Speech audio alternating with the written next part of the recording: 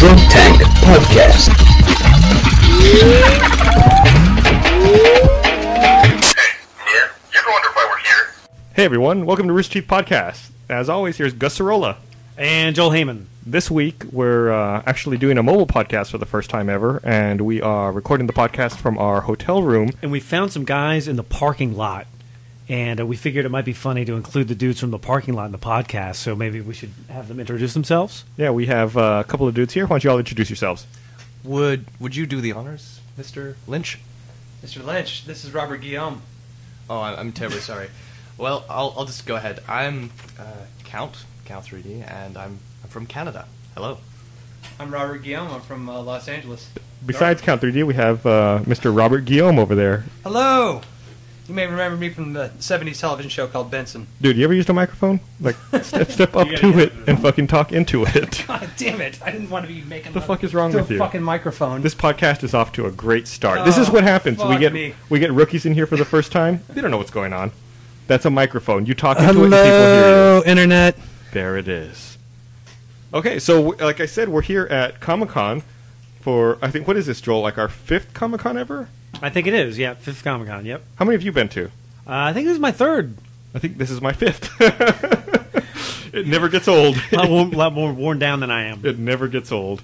We're here. We came out in advance of everyone else from the office. They'll all be showing up tomorrow so that we could try to set up the booth and run around and do all the stupid stuff ahead of time. Gus, what's the one thing you were looking forward to seeing the most at Comic-Con this year? Sunday night when we're done. That is the thing I'm looking forward to most seeing. It's weird that you ask that. You know, like I said, this is my 4th or 5th Comic-Con, and I don't think I've ever seen anything at Comic-Con. Like normally we're stuck in the booth all day, and then by the time we're done, I'm just so beat down I don't get to see anything. No, absolutely. It's the same thing, except for I usually find 10 minutes where I can trot off and go buy like a hoodie with the superhero thing insignia on the front of it, and then that's it. That's my Comic-Con. Then I'm done. There is one thing I'm supposed to see. My wife insisted that I had to go take a picture of Michael Jackson's glove. Waving everyone, right? I think they're going to have it flipping everyone off. Well, if they don't have that, someone's going to have to like make that happen probably. So I think that's the only thing I'm looking. That's the only thing I'm going to see. I would like to see maybe some more Tron 2.0 footage. Hopefully some Avatar stuff. But most likely I'll be stuck in the booth. Actually, no, I take that back. This Comic-Con's going to be a little different than past Comic-Cons. We actually, since we launched Achievement Hunter last year, we've actually tried to leverage that this year, and we have business meetings with video game companies to see games and talk about them. And how many? I think we have like 6 meetings. Now that's impressive. That's nice. Now how many sort of email correspondence did you have to get those 6 meetings? It wasn't very many. It was actually pretty good. It was only like 8 or 9 emails. Mr. Lynch, what is the one thing you were looking forward to seeing the most at this year's Comic-Con? I don't know. I've never been to a Comic-Con before. I don't know what to expect, so I think it's just going to be taking it all in and just finding everything on my own. What about you, Count 3D? What are you looking forward to seeing most? 2 words. New moon. That's all I have to say. Is that a Twilight thing? What is that? I've signed over to the whole vampire thing. It's absolutely not. I'm fucking not interested in that at all. Oh man, I was gonna say, are you being ironic? I hope this is a joke. No, I mean, this is Comic-Con. There's a Avatar, like you said, that's gonna be the probably most groundbreaking film of all time. I'm looking forward to so much goddamn stuff, but that in particular. And obviously there's a lot of video game presence here, which I'm also excited about, so I'm looking forward to playing Left 4 Dead 2, for sure. Oh, you're going to go and check that out? I'm really super excited. That's probably the game I'm most excited to see here. Me too. And I think maybe there's just one of us in the room who isn't like totally excited about that. Is someone not excited about Left 4 Dead 2? Who could that be? Oh, you motherfucker. Why? That's what everyone wants to know. Well, no, here's the thing, is that I love Left 4 Dead 1. I'm not Mr. Let's sign a protest form on the internet. I just think it's really quick. I don't know if there's enough dev time behind it. I mean, you're not going to be making any Photoshops, are you? I could be if people keep picking on me in this podcast. There'd be some really fucking nasty Photoshops going up.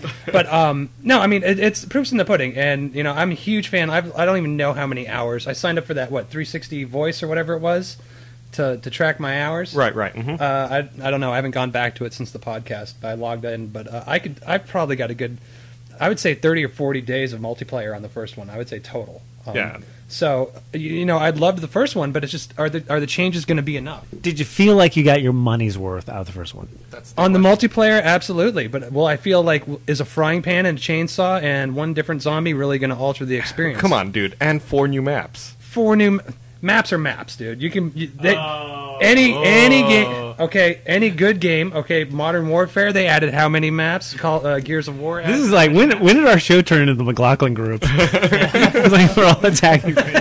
You, sir, are incorrect. You are wrong. objection. The other thing that I am actually excited to see would be trailers for Donnie Darko 3. No. Oh God. Jesus Christ.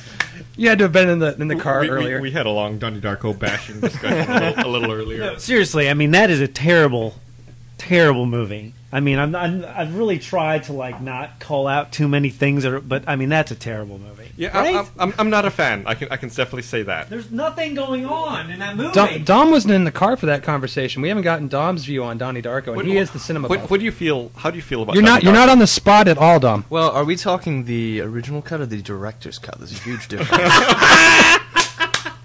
Let's go original theatrical release. It was okay. So disappointing. Now, so if they added disappointing. vampires to that script, would that like be, is that what you're looking for? More Vampires, zombies, a little bit of both. It would have been. I think it was a decent movie. It's just too bad the guy who did it has never done anything good ever again. I can't remember what his name was. Yeah, ever. Yeah. By the way, we're actually drinking. See now, Yeah, I wanted to point that out. I'm glad you brought it up. Yeah. This is the first actual drunk tank. all the others were frauds, kids. We're legit. We're the real deal here. We have photographic evidence this time. And also, this drunk tank started about 4 hours ago. Normally we record the podcast, or we start recording at about 10 or 10:30 in the morning. So, it's a little early for hard liquor. Normally we're starting the day off with some beer or something like some Bloody Marys. But I'd like you to say that to Jeff's face that it's too early for hard liquor. but we're starting it up right this time, and I'll say this: we were definitely prepared for this drunk tank. Dom, you went to RVB Toronto. I did. Yeah, didn't you fly here, like straight here from there? I did. I'm insane because that was a very foolish thing to do just because RVTO, if you don't know, is probably the greatest fan event in the universe. How many people showed up this year? I would say a good 120, about. Wow, that's pretty impressive. Yeah. But I really wish you all could have been there just because many of them were going there for the first time, and many of them, I don't know how many of them, there's at least one other person, a guy on the site, Moo Cow, who's going to be at Comic-Con. So he and I are going to be here, and I think this is his first or second time at Comic-Con. It's the second. I actually met Moo Cow for the first time ever here at Comic-Con last year. Really nice guy. I like Dom on the podcast because he sounds British now. Normally when I'm talking to Dom, I don't ever hear an accent. It's the drinking, folks. My accent changes the more I drink. But now that we're sitting down, I'm not on sure the what country podcast, he's from anymore. we may have a pirate in here with us. Dom, what was the best part of RVBTO? Oh, God. Oh, Joel, you have to sucker punch me. Okay. The first night, I'd have to say, was the best because it was formal and everyone was meeting each other for the first time, and that's always a very cool moment when you have people from the internet meeting for the first time. Hey, I got to ask you about that. Yeah. You said the first night was a formal event. Everyone got together? Yes. Was Jeff there?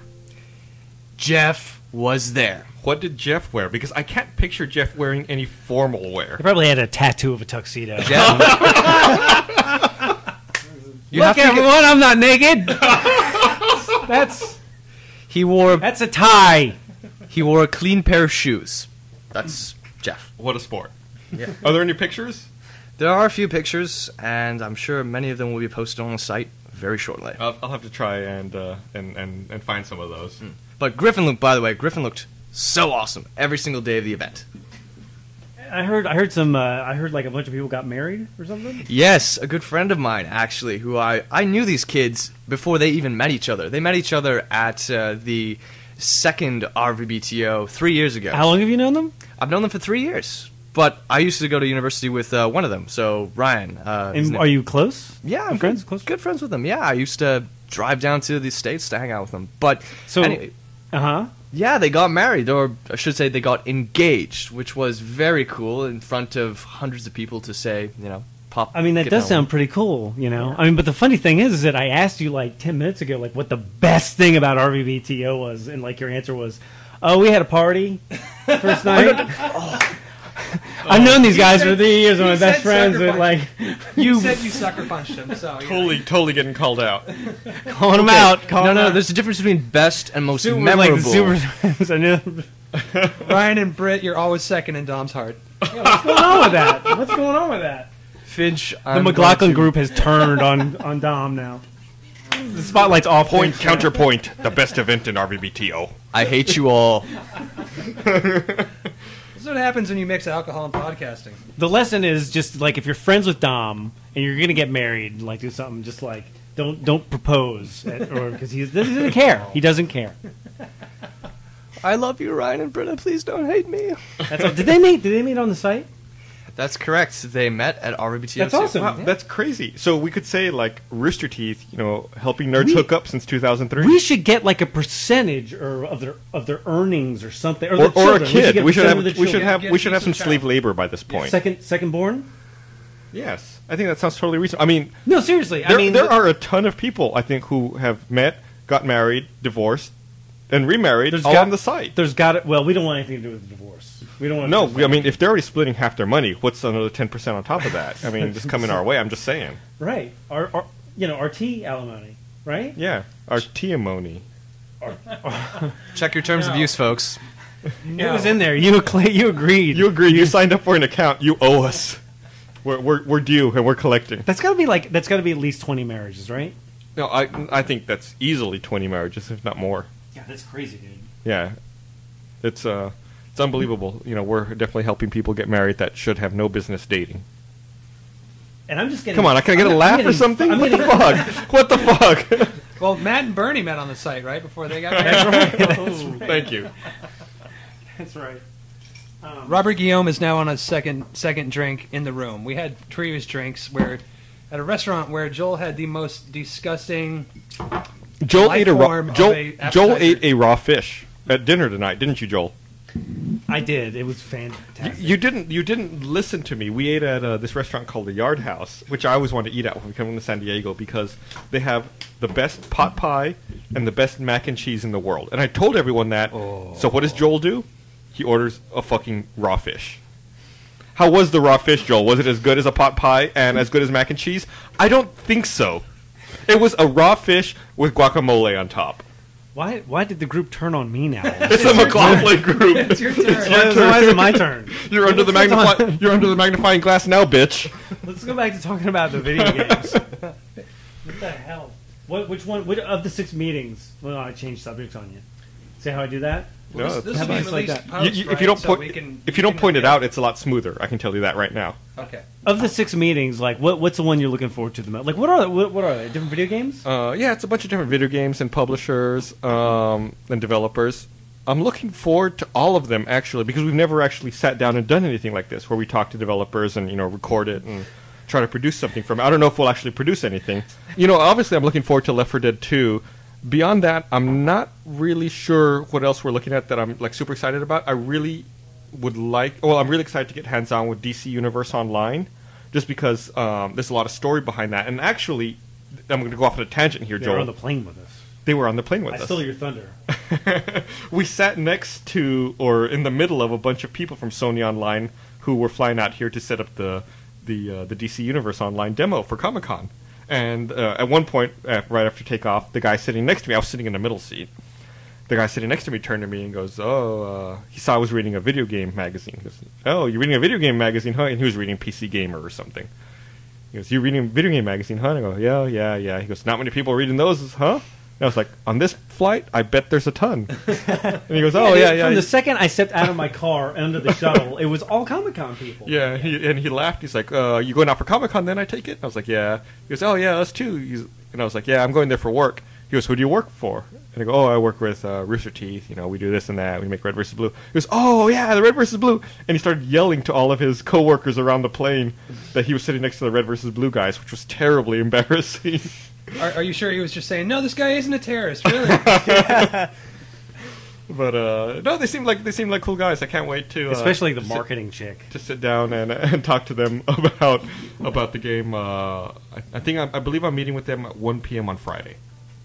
Oh, you're meeting. So wait. You got a meeting out of them on the plane? No. I already had Oh, a you were meeting ahead of lined me. up. See, I wasn't paying attention to what No, you were saying. I already had a meeting lined up with them, and I'll be seeing them Friday. Let me ask you guys. Sorry to ask you, go off on a tangent again, but are you interviewing anyone from Epic Games? Epic? No, I don't have anyone lined up from Epic as far as I know. Okay, I understand that they're going to be in Comic-Con for the Gears of War movie is going to be coming out in a bit, and the director is going to be here, actually. Who's directing that? It's the guy who did the Underworld series, so I think his name's Ken Wiseman. Len. Wait. Is that the dude who convinced that hot chick to leave her husband and marry him? No, he's married to Kate Beckinsale. Yeah, I So know. he is basically God. He also did the Die Hard. He did Live Free or Die Hard. Len Wiseman. That's correct. He did the first two Underworlds, and then because he helped co-write them, and Danny McBride also co-wrote those. And if you've ever seen Eastbound and Down, I don't know how he went from vampire movies to Eastbound and Down and Land of the Lost and all that, but that guy's career is taken off. But Yeah, totally. Len Wiseman, yeah, he's basically a god. Okay, this is probably going to get cut, but Finch, these microphones are designed to drown out external noises. You have to really get on top of them for them to pick you up. Are you ready to rock? Just like that. I said, are you ready to rock? This is going to be the only thing that they hear from. Who's that guy who kept screaming? I don't know, it's really weird. That was the bellhop. Looking for a tip. So I know we've only been into the convention center like once or twice at this point, in the process of setting up. Has anyone seen anything that looked cool? Like, I'm honestly a little shocked at how little has been done by exhibitors to set up their booths by this point. I figured a lot more would be built out, but it seems like the hall's pretty bare at this point. I saw some pretty impressive forklifts. Saw a lot of those. I haven't seen anything. Did you see anything? No, but I heard something about how the Green Hornet car is going to make an appearance for those of you who are interested in that. Yeah, I heard the Green Hornet car is actually going to be unveiled. What they say at 8 or 8:30 Wednesday evening by Correct. by Seth Rogen, right? He's going to be there and he's going to show it. I didn't even know Oh, that. Jesus, I hope this is not going to be a new movie. I didn't know a Green Hornet Seth movie was in Rogen production. is the Green Hornet car. Is Seth hey, Rogen- I'm a car! Is Seth Rogen in the Please, Green God, Hornet no. movie? He is, and Who's he playing? maybe the Green Hornet? No, no, that can't be right. I just heard that Nicolas Cage is going to be the bad guy, and he's good for whatever. Toupee Man? Is that one of Green Hornet's enemies? Is that right? I don't follow comic books very much. I'm not, I was like, I'm how not did they sure. get that giant wallet to talk? Oh, wait a minute, that's Nicolas Cage. Okay, this is Comic-Con. The first year I was at Comic-Con, I thought, okay, this is Comic-Con. I'm going to look at comic books, because Comic-Con, right? So I figured, you know what I'm going to do? I'm going to find the most expensive comic that I can find.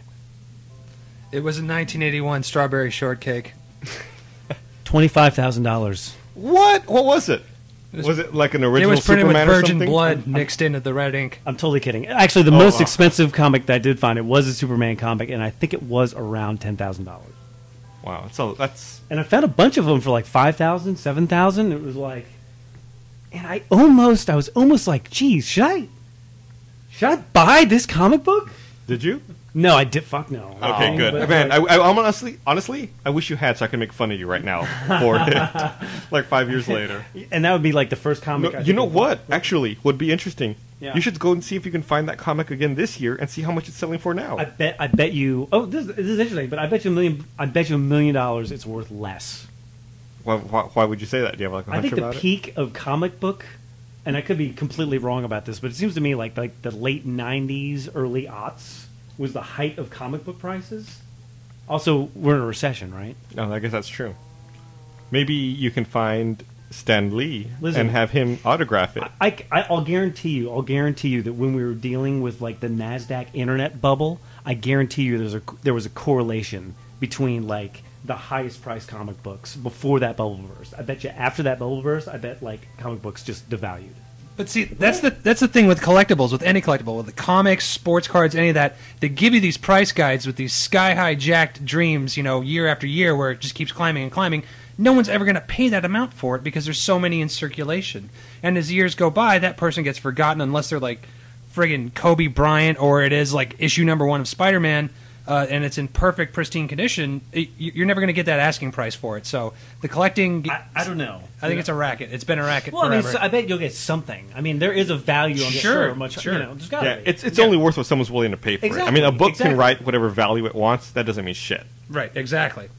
That's But like I bet you Beanie there Babies. are people out there who are spending thousands of dollars. It's like watching Antiques Roadshow and like someone brings a piece of shit plate and they're like, "Oh, my grandfather yeah. gave me this plate." It's like, "Oh wow, this plate's worth $15,000." Bullshit. No, like I read a Bullshit. story. I read a story. I think in the New York Times like 2 days ago about like construction worker finds barrel, and in the barrel are these old wooden like statues, and ta-da! These statues are worth $17,000. Now, okay, so you're in a construction site. You find an old barrel. You open up the barrel. There's some statues. I guess what do? You immediately take it to like an antiquities expert and just like, oh, yep, $17,000. I mean, is that? I don't know. I hadn't heard that story. That's interesting. I don't know. I don't know. So what's the market? Can we pull up the internet and see what Beanie Babies are going for nowadays? You should look up the most expensive comic book. Oh no, I'm not doing that. You're so lazy. We're talking. I'm not going to break the beat so we can all pause and sit around with our thumbs up our asses while I do stupid Google searches and try to find a I was goddamn going to put comic my book. thumb up his ass. Your thumb is already up his ass, so I mean we're already halfway It's there. the only way he'll talk into the microphone. That's how you get Robert Guillaume to work. It's in his writer. What do we do? Do we have any? We're selling Griff balls, right? Griff ball guys We're not, but for $10,000 a piece. Toys R Us is selling limited edition Griffball figures. Surely we brought something here. That's Who made those limited edition Griffball figures? McFarlane Toys. Actually, we had Gavino tied up in the basement for about 2 months, cobbling. You can't do this. Let me ask you, He'd say why things like that. why Griffball? I think probably because it's like identifiable. It doesn't look, or people have an association with it, and it's not just a weirdly colored Spartan. I guess maybe Griffball shows up in the Bungie playlist every now and then, and people might be more familiar with Griffball than say like a red versus blue character, which might just be, and they already sell generic red and blue Spartans. So does Jeff wear a tiara around the office because this happened? McFarlane sent us 2 of the Griffball figures, and we had them at the office. And I had one because I'd been talking with them, and Bernie had the other one. And He was using his as a belt buckle, right? Jeff guilted me into giving him mine, so I don't have one anymore. Why wouldn't they send one named after the character? Why wouldn't they send 3? What is so wrong with McFarlane Industries? No, I think it's what not their happened fault. I was- think they sent it with the intention that he would get one. The problem is I Okay, intercepted you work it. in an office of 7 whole people. Okay, you think they could cough up 7 whole? I'm not going to Griffball talk shit about them. They're making Griffball I think figures, the problem. dude. I think the problem was that for a long time we were working on a McFarlane action figure, and that turned out to be a disaster. So, Oh my goodness! So, you asked what video game meetings I'm excited about and what I'm looking forward to this week. And actually, I just remembered that I have a meeting with to see Splinter Cell Conviction on Friday, I believe. sweet. And it's going to be like a whole event. Like they're gonna. Now, have you done your homework? Have you come up with questions, deep, meaningful questions to ask them to be like, wow? Well, it. Yes and no. Splinter Cell Conviction was one of those games. It's been in development for so long that it kind of was on my radar, fell off my radar. Then after this last E3, it came back onto the radar because I thought the demo they gave at E3 was really awesome, and I'm really excited to see it. And unfortunately, it won't be a hands-on. It'll be like a walkthrough with someone else running the controls. But Now, Gus, I have to ask this question. You keep saying "I" for all these meetings. I have a meeting with so and so. I have a meeting. So you're the only one going, and the rest of us got to just flog it's the our mollies? royal eye. Oh, it's the royal eye, the editorial eye. Well, I should say this. I set them up, but Jeff and I are both going. But we knock them down. Oh, just you and Jeff. Okay. Yeah. So have fun. Enjoy that little bud vacation with each other. No, we'll try to bring as many people with us as we can. I think the Splinter Cell one might be difficult, and the EA one might be difficult to get more people into. This means Joel's going to have to be doing caboose impressions for 8 hours while you guys are up honeymooning with with Splinter Cell. Joel said he wasn't interested in any of those meetings. So I think, and this is not a knock against any of the games. I'm sure they're all excellent, but I'd rather, just play the video game. Well, I think the one that I would be interested in going into maybe would be the zombie thing that Finch Lynch doesn't like for whatever reason. What's kind of funny is that Gus earlier was it's funny because Dom all of a sudden has this weird accent, and we're not sure why. But it occurs to me that Gus also has a weird accent. I do? Yeah, when he goes Yes. into the podcast, it's I like, do. this is Gus in real life. Everybody shut up, motherfuckers! I'll fucking kick you in your sacks, fucking! Hi, this is Gus. I'm with the podcast, and today we'll be talking about whatever subject's video. Y'all shut up and kick you in the sack! We're talking about the podcast. That's what it's like. It's funny because it's Is true. this mannerisms 101? We have this weird cloning Oh. experiment going on. That Speaking of which, Joel told me something really creepy at dinner tonight. it was fairly He told creepy. me that he has been practicing trying to get my mannerisms down, and that he's trying to figure them out better. And I said, "Why, Joel? What the fuck are you doing?" He said, "Oh, nothing. I shouldn't have said that. I'm not talking about this. What the fuck are you doing, Joel?" Well, I didn't want to say anything, but I did have a costume for Comic-Con. Bullshit. I'm going as Gus. It's going to be great. You got me really scared, Joel. I'm going to be changing up all my mannerisms now. You're not going to know who you're dealing with. It's going to be confusing. Well, were you going to go as Gus or Super Gus? They're really the same. Well, I mean, I don't know. Well, you wrote the screenplay on that, so you might want to elaborate on that. They're I mean, not- that's maybe that's why you're learning his mannerisms for Super Gus 2. Is that in the works? I didn't write anything. Is that a Comic-Con exclusive, Super Gus 2? Gus wrote it through his life. It was being Gus. That was it. I want to point out that Gus has fallen prey to hip-hop marketing by drinking Ciroc vodka, which is owned and I believe comes from the penis of Sean P. Diddy Combs. Does it? Yes. The- He owns, manufactures, and Normally, I only drink Tito's vodka, which is an Austin-based vodka place. But they didn't have Tito's here, obviously, because it's kind of a small company. I bought Ciroc because someone once bought it for me at a convention in Dallas. And I thought, that tasted okay. Who bought that? Who bought that for you? I believe it was Spiky 206 on the site. Really? Yeah, and because I remembered it, I grabbed it. I only ever drink Tito's. you've never had Grey Goose in your life. I have had it, like when I was younger, yeah, sure, but, I mean... What? You Grey- had so much. Yeah. Grey Goose is expensive compared to Tito's. Tito's is, like, so cheap. To wrap it up, we're at Comic-Con. We have 9 million things we have to do. And we have no exclusives for our podcast I'm running out listeners. of clothes to wear. Is there any cool shit I can buy that you'd recommend? I highly recommend the Rooster Teeth Griffball Polo, which is a Comic-Con exclusive. Is that something Bernie would wear? I would highly recommend the Griff Ball. Motherfucking sacks! Keep going the sacks! I would highly recommend. You can become like a DJ on like soft music. No, seriously. Would Bernie Burns wear the Griff Ball polo? I'm going more for the NPR Oh. demographic, but Right. yeah, Bernie Burns would. In Dude, fact, he would- Bernie Burns is probably going to be wearing. He a would wear it Griffball as polo his tomorrow. underwear.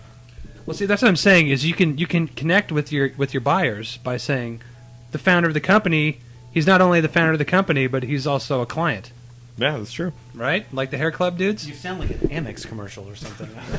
I was going for Amco, but there you go. Well, they started with an A. Okay, what else? Anything else?